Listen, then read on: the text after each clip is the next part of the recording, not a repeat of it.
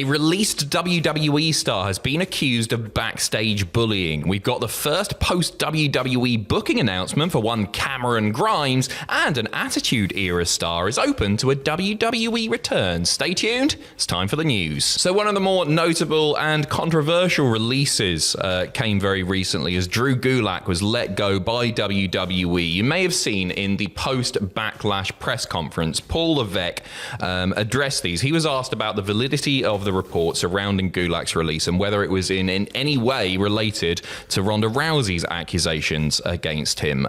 Triple H responded, saying Gulak hadn't been released, but rather his contract was not renewed. He didn't actually respond properly, if at all, to the Rousey part of the question. Since then, a report from Fightful Select has shed a little bit of light on more of Drew Gulak's conduct backstage, with allegations from their sources saying that he was actually a bully behind the scenes.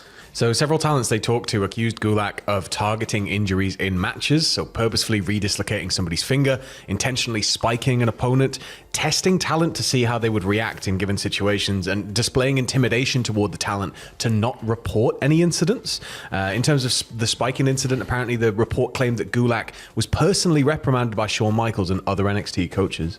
Yeah, it's just grim stuff, isn't it? It sounds like proper hazing, nasty behavior. Number one, like you go back and you see it, like, you know, like time and time again. You listen to wrestlers talk. It's you protect your opponent, right? That's the whole point, isn't it? Thing. You go back and you look at like FCW back in the day. Anything inside, like all of the rules, it's like protect the opponent. Everything's like protect the opponent. It's drilled into you. So I think to be actively going against that, like in a position where you're in the developmental phase of the company, where these are the stars of tomorrow, and like it's really, really wrong. I feel like it's been sort of a little bit instilled in some of the old school wrestlers, and like Drew Gulak's got an old school feel to him, in his, not just his character, the way he sort of conducts himself. And you look back at some of like even the Tough Enough stuff, the stuff that they were willing to televise. That era was some of that's pretty like, don't get me wrong, I know it's not ballet, but also like, come on, like targeting somebody's injuries, trying to hurt them, it just goes against everything that wrestling is. Again, these are accusations. There's a report from Fightful, so maybe Drew Gulak will respond to these. Before this, I thought, you know what, there's maybe a chance, because he's so close with Bryan Danielson, there's maybe a chance that once the sort of the press dies down on this, that AEW would pick him up. But after this, I don't think there's a hope in hell for him. It's an incredibly serious accusation to be, you know, actively potentially hurting talent. Like it's no company's going to invest in somebody that's going to harm their other investments. No, that's exactly it, isn't it? And like intentionally spiking people in the ring and stuff like that. You spiking somebody, you kill somebody. Like it's you know, it's not like a light thing. And I think like it's if this does come to light as being true, it's very, very shocking that it's been able to go on, I guess, in NXT. Yeah, for sure. And like maybe that's due to the alleged sort of the intimidation and trying not to get people to report. Maybe the higher ups weren't aware of all of this. I don't know. We'll keep you updated on that. Speaking of released WWE talent, Cameron Grimes, the wonderful, now back to Trevor Lee, he's had his first post WWE match announced. This is taking place on July 27th, and he's going to be facing Andrew Everett for Elevation Pro Wrestling. If you can't make it out there, you can watch it live on Triller. He's going to do great stuff. He's somebody who I think when he came in, I was sort of a bit unsure with the initial Cameron Grimes phase, and then we had To the Moon, and it just went mental, and I was like, this is amazing. He's like really being able to reinvent himself. Loved Trevor Lee, like initially sort of heading in anyway, so now I'm quite keen to see with this like whole new, I guess, like just skill set that he's developed over this time, just to see him out on the indies again. I think he's going to tear it up. For sure. I really do hope that he finds a home promotion. TNA is the obvious one, because I'm sure they'd love to have him back. He's got history there, and it makes sense for him to kind of slot back in there. But whether it's a long-term thing or more of a fly-in visit, because it feels like that's how it goes with Impact from time to time. Like stars have come back through for a little bit on their way to like other promotions around the world, or they maybe don't come back for a longer run. So I'd be quite keen to see what he can do nearly anywhere, to be honest. Yeah, but for sure. Japan would be interesting, because I think he emotes very well. Yeah, and I think I would translate really well. I think he's going to do a Cody. He's going to do a Drew. Yeah. He's going to go away, prove his worth. It's really frustrating with him because he never got a proper chance at all on the main roster. He did really good stuff in NXT. And then, like NXT was amazing. They gave him crumbs on the roster, morsels, and nothing. Like how many matches did he have? 2 or 3 or something like that? And he just got squashed.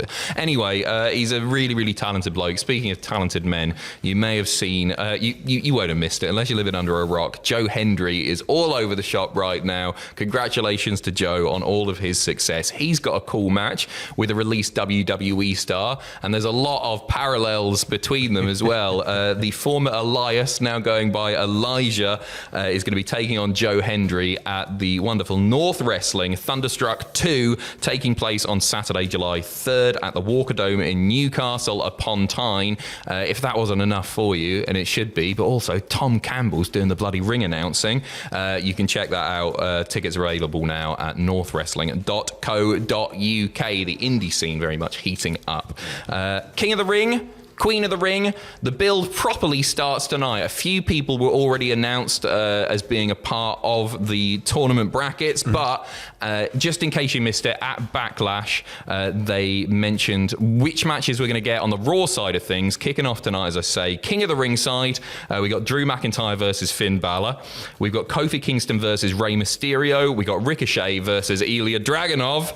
And we have got Gunther versus Sheamus. Oh, that's just...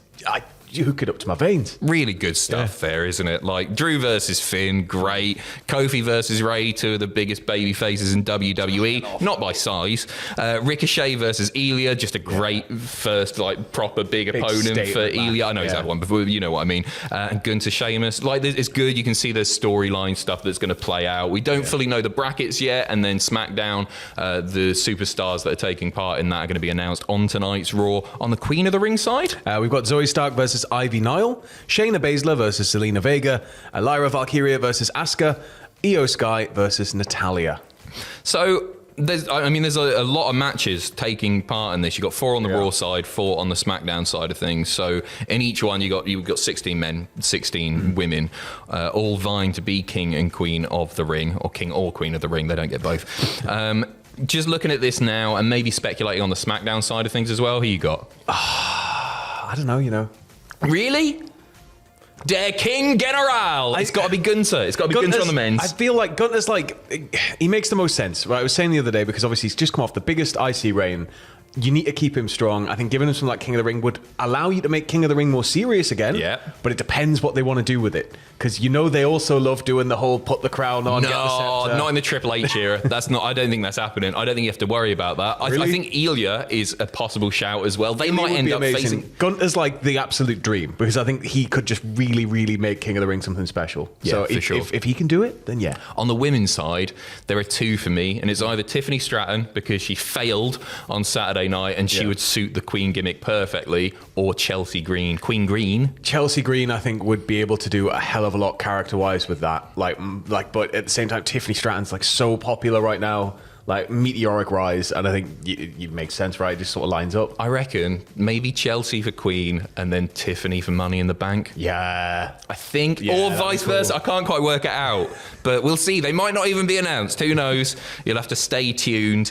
The likes of Carmelo Hayes, LA Knight, Santos already announcing their participation on the SmackDown side of things. Cast your minds back. You may remember a tag team called the Dudley Boyz. Big Dick Dudley, Sign guy. Sign guy, yeah. Those ones. No, one of the most celebrated, decorated, and best tag teams of all time. Devon, very much open to a WWE return. He's been chatting away with our pal Simon Miller of What Culture Wrestling, expressing an interest in trying his hand in the Triple H era of WWE. He said, I haven't done the Triple H era. I've been through the Vince era, but I would love to get a crack at maybe even possibly doing the Triple H era, so to speak. You never know. I had fun when I was there, even during that Vince era. At times, it was extremely stressful, but we got through it and we did what we had to do. But I never just got a chance to feel that new era. And obviously, he's referencing to his backstage work here, not being... You say that. They had 2 matches. The Dudley Boyz, Bubba and Devon, had 2 matches in April. They've actually been doing stuff again. It could be... I was thinking about, and I think this is one of the most underrated returns in WWE history. When they came back in, I think it was 2015, and decimated the New Day. Yeah. That pop, that moment, it's all soundtracked by the dulcet tones of Titus O'Neil going mental and almost ruining everything on commentary. I think it's such a good return. Yeah. Would you be up for one more run? I reckon I could definitely see it. Yeah, like mentally for me. I know that people are going to be like, but do you really want to see it? Yeah, it's the Dudley Boyz. Come on. I don't know. So would I. I really do. Come on, just sign Copeland and Christian back, and let's finish off the TLC saga. Yeah, let's have a really scary TLC match. It would be where we are all just like. I'm not saying I want to see that. I don't want to see them win the tag titles. All the ladders at 30 feet this time, all of them. A little like, I don't know, a 6-month spell, a year, just putting people over. But like, remember when, as you were saying there, like when Bubba came back in the Rumble, like that was huge. And like leading to that little run, was it like 2017 when they were around? Because we also had the Headbangers for a little while. It was like a really bizarre. That was weird, wasn't it? Yeah, they popped up on SmackDown for a few matches. New Age Outlaws came back, but like the Dudleys, I think they just naturally work really well. Like I think with any team you put them in there with. Yeah, for sure. Yeah. We'll see. He might just be talking about the producing side of things. Yeah. But increased Bubba and Devon cameos down the road. Go on. I'm happy with whatever. We're going to end on a little fun fact. We got 2 fun facts. The first in this video, the second in the second news video. This was noted by the Enduring Icon on Twitter. This is bonkers, right? Cody versus AJ Styles at Backlash was the first time the WWE title had been defended in a match that had 0 interference since the June 17th, 2022 episode of SmackDown, where Roman Reigns defended against Matt Riddle. No interference there. Nearly 2 years. And that's probably only like 4 matches, because look at Roman. No, come on. It's at least 6. That was also his last, I believe, singles match on SmackDown. Really? The Roman Reigns almost 2 years ago. Isn't that nuts? Yeah. The more you know, eh? I've been Adam. This has been Sam. We'll be back with more news very, very shortly. Take care of yourselves. See you in a bit.